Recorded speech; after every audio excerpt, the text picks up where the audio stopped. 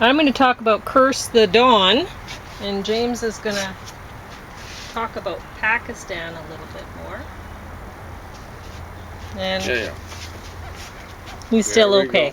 That's we figured out that he's probably a northern flicker. It's one of the more common birds to be found in western but there's America. As you can see, there's not a lot of feathers on him, so that we can tell, right? But so it looks as though the under part of his wing has got yellow. There should be the under part of his tail yellow, but his tail hasn't developed enough yet. But I think I detected. Baby, come on. There we go. Drink and then he water. kind of has. Yeah, I think he's a male. He's got. So Pauline was right. She called him Cecil. I was going, well, it could be Cecilia. But he's got a red stripe on the nape of his neck. I sure feel sorry for him what the stupid crows did to his head. Hammered his head, took off the feathers there, the down, and stuff like that. But he seems to be... Oh, it gave him little wounds. Oh yeah, exactly right. That's the whole idea. Hopefully they recover. I don't have much. He has some bad bruising on his back. Yeah, I've noticed that. Poor little guy. I try to pet him. I need to give you more water, so you need to stay awake. Yeah, that's a good bird. He keeps wanting to go to sleep. I hope it's really sleep. He's recovered quite well from this morning. He got up too cold overnight. Yeah, so he was cuddling. So we've been cuddling with him. You know, he's been eating and pooping. Pooped in my armpit, so we've been sleeping with him. We're a little bit like Joni Mitchell. Well, yeah, because I don't want him to die, so... Exactly right. We want to keep him warm. And he, somehow or another, I don't know how much he's seeing, but he tends to, like, Pauline put him on my chest. I was reading. I want you to have more water. And he just hopped off the chest, within 5 minutes, and he was cuddling in my arm. So he seems to sense that it's like a wing or something like that. I gave him a little too much that time. He shakes his head like that. Yeah, exactly. I hope he's okay. Oh, I've done that to him quite a bit. At any rate, poor little guy. He's, so we both have been sleeping with a bird. So we're a little bit like Joni Mitchell back in the day. When she was hanging with David Crosby, she phoned up someone. Was it her mother? I probably not. I've been sleeping with a bird. You know? So. But no, I'm actually sleeping with a bird. So I get poop. A real bird. I tried to put stuff under him, like you can see there. James tried it too, put toilet paper under him, but it just ends up getting off of there. The boy gets off of it. Yeah, he moves around. Well, when he has to poop, he doesn't want to sit in his poop, no, he doesn't so he tries want to move away from it, and then it gets wherever. He is, however much he got hammered on the head, he's still there. Like his brain is still there. He somehow or another he can hear, and I think he can kind of sense light somewhere. Oh, definitely. So and he knows when you're going. He kind of made a kick. What is it? Kick kind of call, and I think that's kind of like a territorial call of the northern flicker. So that's one thing that gave me the idea of the northern flicker. Well, the other thing was kind of like a sad sight last night. I was driving by my place, and I saw a bird really low on the tree right underneath where I found him, rescued him. And it was hanging there, and it didn't seem to be going after bugs or whatever. I think it was hanging there trying to find out what happened to her little baby boy. Yeah, well, see, Paris, she's like, oh, can I eat that bird? Yeah, exactly. Like, they keep coming around, they're like, oh, wow, you've been saving it up for me, give me a try here. So anyway. Yeah, we're going to have to watch it, never let down our guard. Yeah, anywhere where they can get at it. It'll be over very quickly. So I'm going to give a quick review of this. I wrote down, I'm so used to Karen Chance writing about big dicks that I misread Marco as having a 20-inch cock on page 28. It was his neck. Which, my guess is that refers to the diameter, so he's really muscular. But I think she intended that turkey neck slip up. This I book think wasn't it'd be as the enjoyable as... circumference. 20 inch. I don't know. This? No. It would be like, this is a foot. So it would be a foot plus 8 inches. So it would be the circumference Okay. of his neck. Or else he's like a real bull. Anyway. This book wasn't poor as thing. enjoyable as the other two Casey Palmer novels I read. So there, if you wanted to read one of these, the first one that I read was actually the one that I would recommend. The other two, so much. All right. So you go ahead with whatever you were going to talk about. Boy, too bad he's not a mature northern flicker, because those little ants are really wanting your strawberries. 45% of their diet. There's a bunch of ants at the picnic. Yeah. Well, there's lots and lots of ants at my place. Yeah. So in the summertime, he'll do just fine. The big trouble is they go where the weather is fine, so yeah. They don't hang around here in the wintertime. And so it's actually, as much as it's a horrible summer for birds, it looks here, like for young birds. They're just hitting the ground. We've rescued 4 birds, 3 unsuccessfully, like nestlings. And this one, it's hard to tell how it's going to turn out. So, but in my life previously, I've only had a chance to rescue a nestling twice. Yeah. So this summer is worse than your whole life. Twice as bad. Yeah. Now, one time I didn't know what to do. I wouldn't see, like, Pauline knows how to deal with birds. We don't know exactly how to deal with each of these individual little and birds. so we're trying to figure out, what are you? What's your diet supposed to be, right? So I was running to work. What was it? It was 2 miles roughly to work, and I had half an hour to get there. And that was in the day when I could do that. But honestly, I don't know how they eat so many ants. Like, they must go through thousands of ants in a day. Because northern flickers are not that small. No, ants are pretty small. Yeah. Anyway, there's lots of ants around. There's lots of insects around. But I don't know what he is. I'm not going to give him ants right away. Like I was telling James, right. Should I give him raspberries? Like, I could puree them and then, like, strain them through a sieve or whatever and give him the juice. Yeah. But I don't know if he'd want that, So all I'm feeding him is egg right now, mostly yolk. Right. Because I figure, birds. Yeah, when they're... But I don't know if that's a good idea either. We're just got our fingers crossed, toes crossed, and our eyes crossed. Yeah. I'm exhausted. I'm so exhausted I didn't care to change my poopy shirt and pants. There you go. To come out here. But we've, Pauline's done after a great job with all of last night, with, this morning, he was not looking good. No. And after that, I cuddled with him in bed for a little while, and he went, wee, wee, wee, wee. He started recovering. And so I was like, it's so good to hear your voice, and I was just crying, and James, he was so stressed out, he went to go garden at his house. And not really garden, to walk around it. Yeah, because that's what I do every morning when it doesn't take much. Like, it just takes my peat bale row of tomatoes. If I have tomatoes in the peat bale row and I go check on them in the morning. If you're taking care of them, are just like they are a very sight rewarding. for sore eyes. Yes. I'm telling you. Yeah. And they're really not that hard to care for. I can take care of them. He has an amazing garden this year. It's taken him a few years to get the hang of it. Or brown thumb. But this year it's going well. I'm impressed.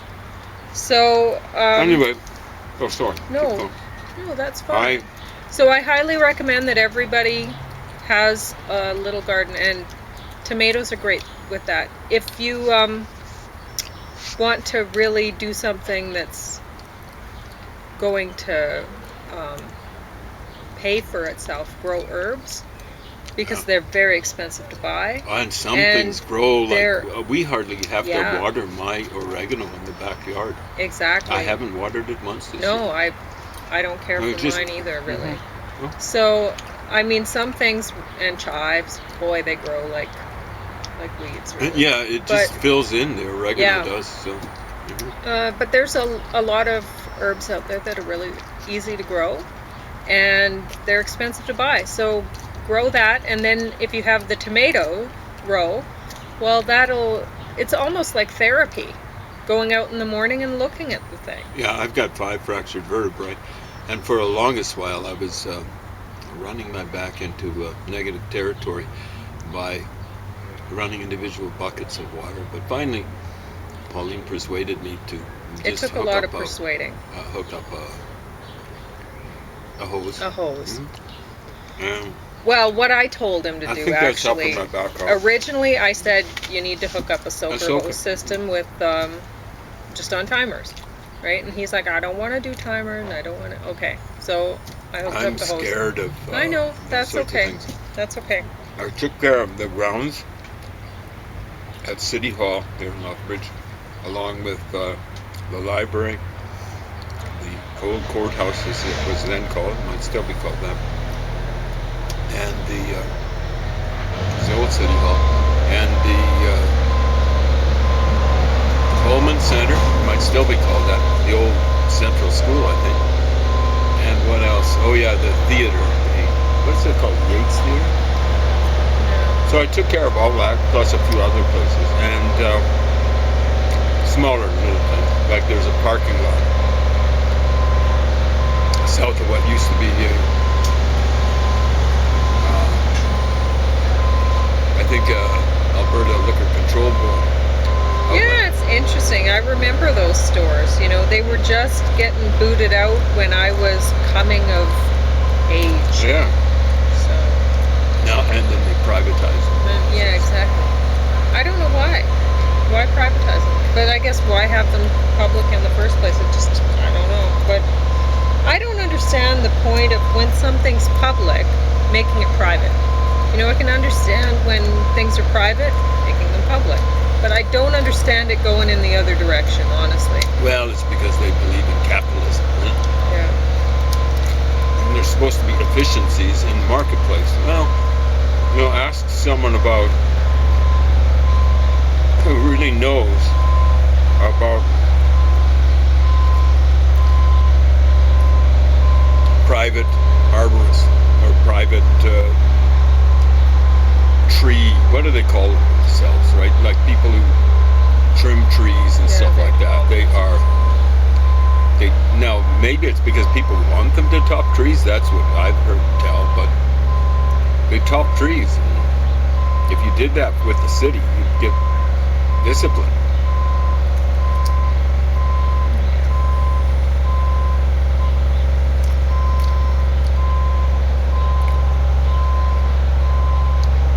Sorry, baby. We keep waking him up because we're worried about him, which is It's not so worried, good. yeah. But He's got to have a lot of sleep if he's like any other baby. We had such little luck with yes, this his is number predecessors. 4. Yeah. And No, you're very one of them tired. was. We didn't realize. Pauline saw a cat just back here with Yeah, something that in his one mouth. was gone when we got him. We But didn't we know. didn't know. No. I mean, we saw the hole on the back, but we didn't see the hole underneath. Now, Which was the really when I first troublesome- saw the cat, he let the bird loose over on a concrete pad behind us across the alley. And I saw something sticking from his mouth. It looked like 6 inches long. I think it was maybe dragging slightly on the ground. So how far is it from a cat's mouth to the ground? 3 inches, whatever. Maybe a little bit more. But I was saying, that looks like entrails. And I was like, no, the bird seems to be doing okay. But the next day, Pauline saw him kind of like flying the way a chicken flies. And she saw something bright red underneath him.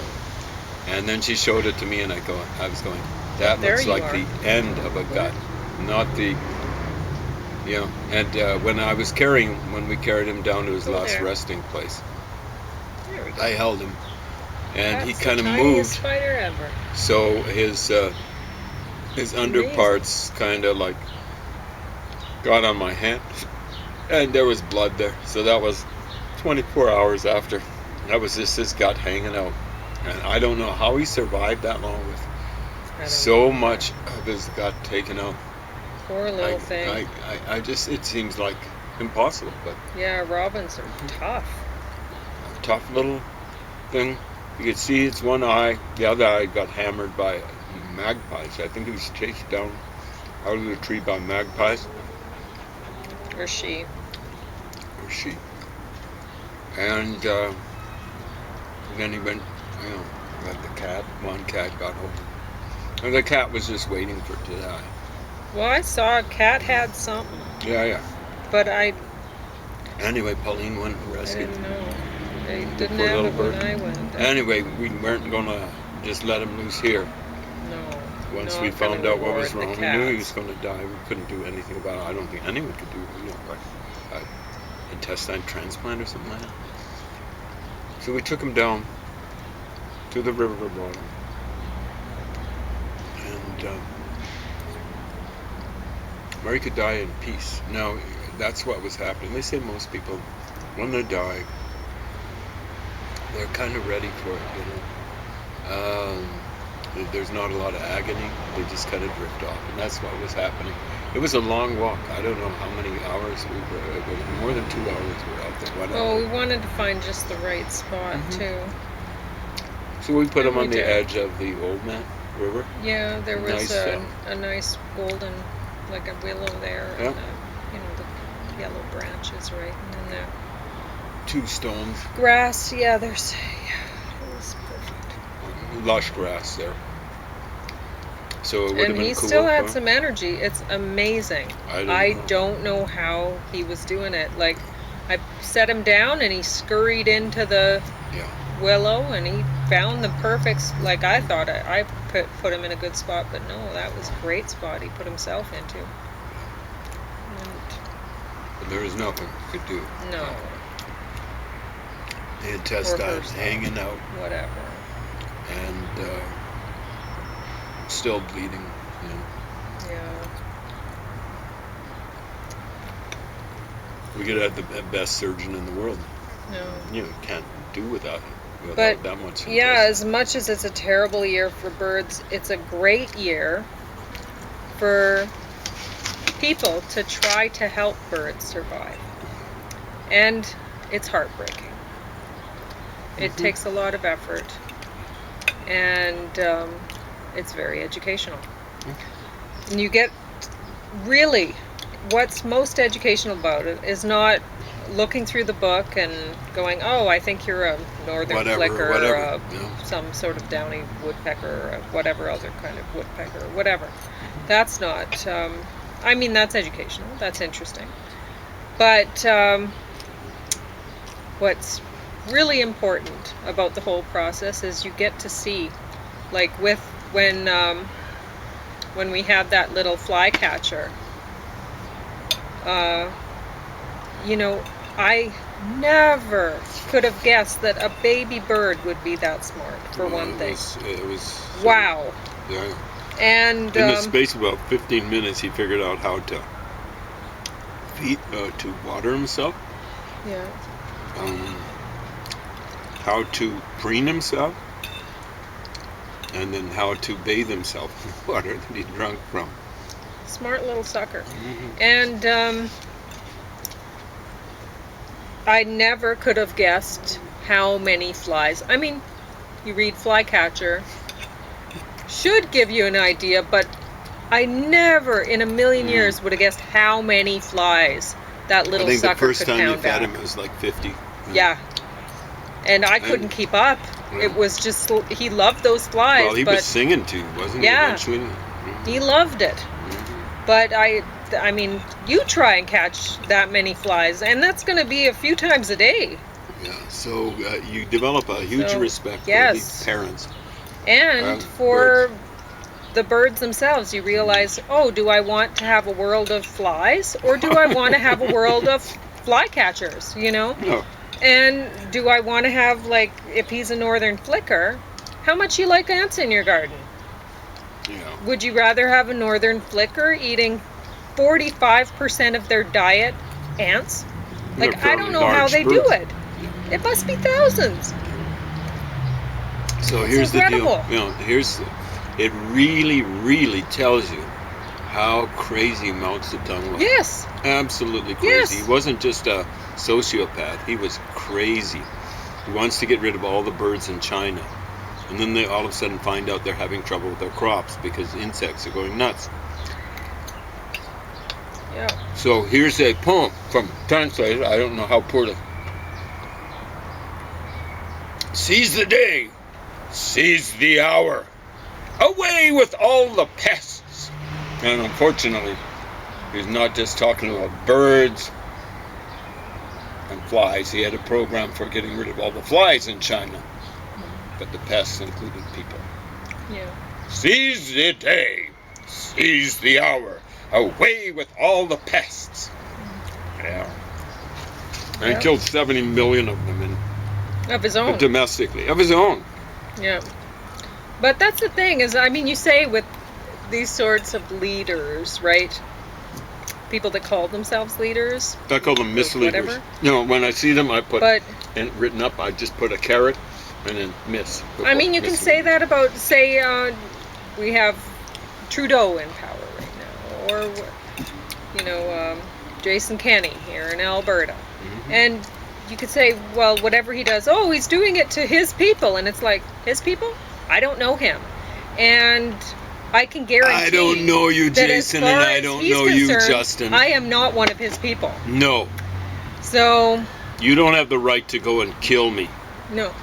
So, that's just it, is we have this assumption that because we want to make it so, we want to believe, oh, well, we're one of theirs, so they would never do us wrong or whatever. They would treat us with respect. But we are not one of theirs. We never will be. We never were.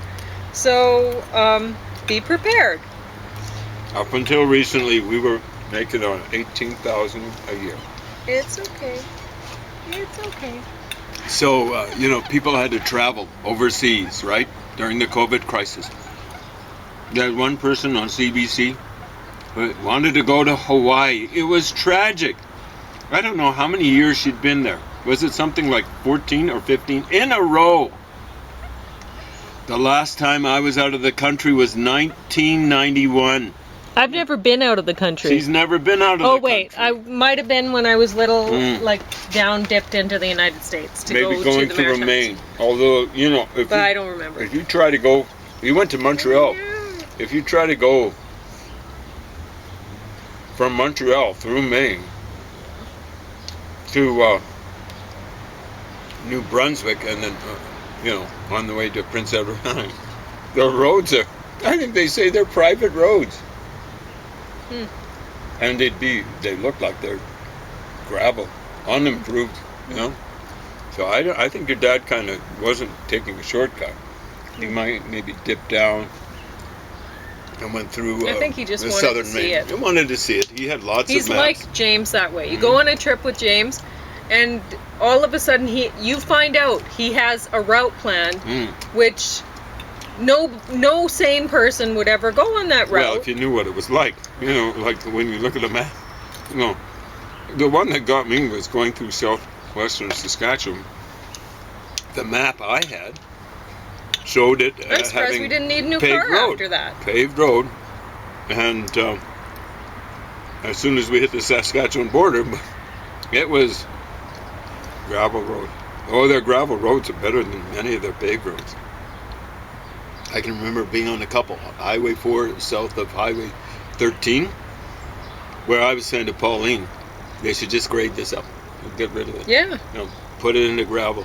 Yeah, Same sort of thing. When you see on your road atlas that some Saskatchewan road is paved, avoid it.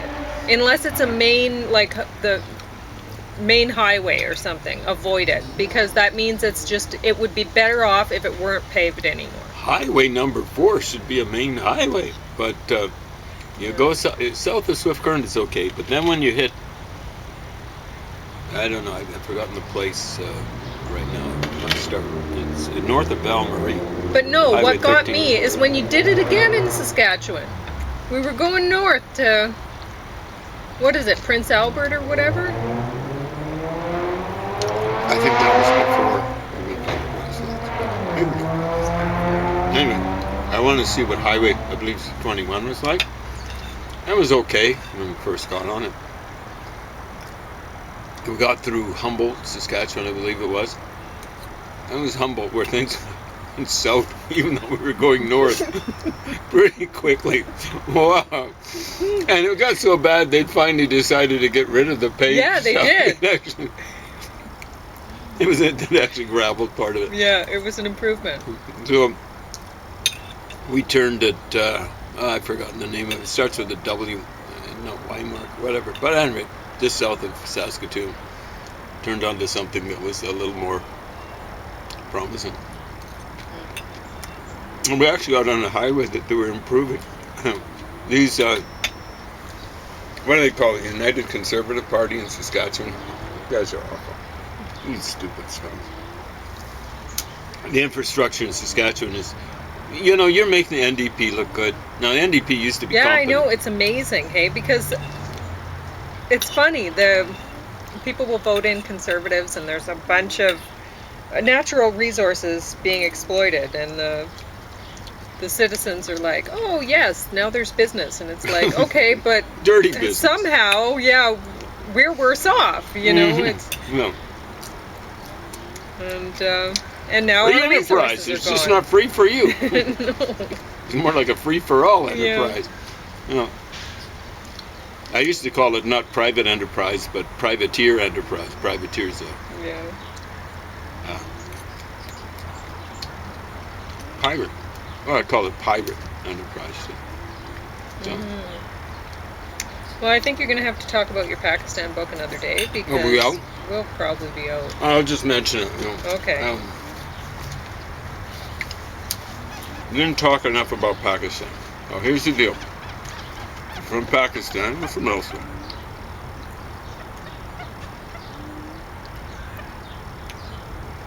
Pakistan is the place, from what we can tell, the third place in the world to develop things like writing, something that we call civilization, which to me is basically just settling down in cities. And stuff like that. Stunning civilization came out of that. Now, the dating system for what was happening in India is a little bit subject to question, subject to controversy and stuff like that. From what I can tell, the Puranas date back to like the earliest king list, date back to somewhere around 2000 BC.